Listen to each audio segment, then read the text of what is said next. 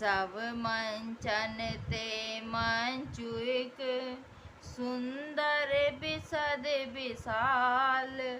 मुनि समेत दो बंधु तह बैठा रे महिपाल। सियावर राम जय जय राम।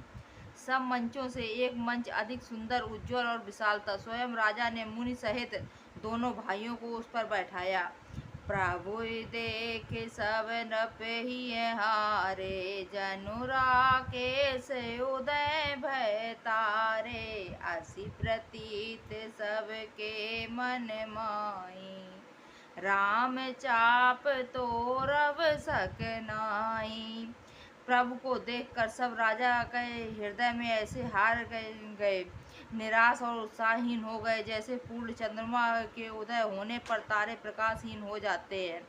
उनके तेज को देखकर सबके मन में ऐसा विश्वास हो गया कि रामचंद्र जी ही धनुष को तोड़ेंगे, इसमें संदेह नहीं।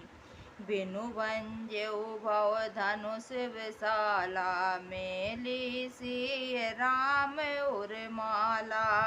अस विचारि गवनौ घर भाई, जसु प्रताप बलु तेजु गवाई।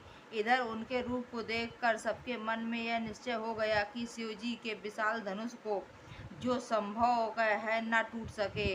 बिना तोड़े ही सीता जी श्री रामचंद्र जी के ही गले में जयमाल डालेंगी, अर्थात दोनों तरह से ही हमारी हार होगी और विजय श्री रामचंद्र जी के हाथ रहेगी। यूँ सोचकर वे कहने लगे, हे भाई, ऐसा विचार कर यश प्रताप बल और तेज गंवा कर अपने अपने घर चलो। बिहसे अपर भूप सुनि बानी, जे अविवेक अंध अभिमानी। तोरे धनुष ब्याहु अवगाहा, बिनु तोरे को कुंवरि ब्याह। दूसरे राजा जो अविवेक से अंधे हो रहे थे और अभिमानी थी, यह बात सुनकर बहुत हंसे। उन्होंने कहा, धनुष तोड़ने पर भी विवाह होना कठिन है, अर्थात सहजे ही मैं हम जानकी को हाथ से जाने नहीं देंगे।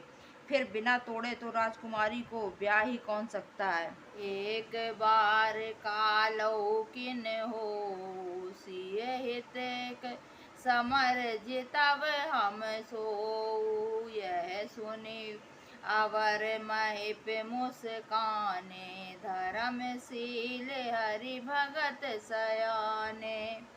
काल ही क्यों न हो, एक बार तो सीता जी के लिए उसे भी हम युद्ध में जीत लेंगे। यह घमंड की बात सुनकर दूसरे राजा जो धर्मात्मा हरिभक्त और सयाने थे मुस्कुराए। सियापति रामचंद्र की जय।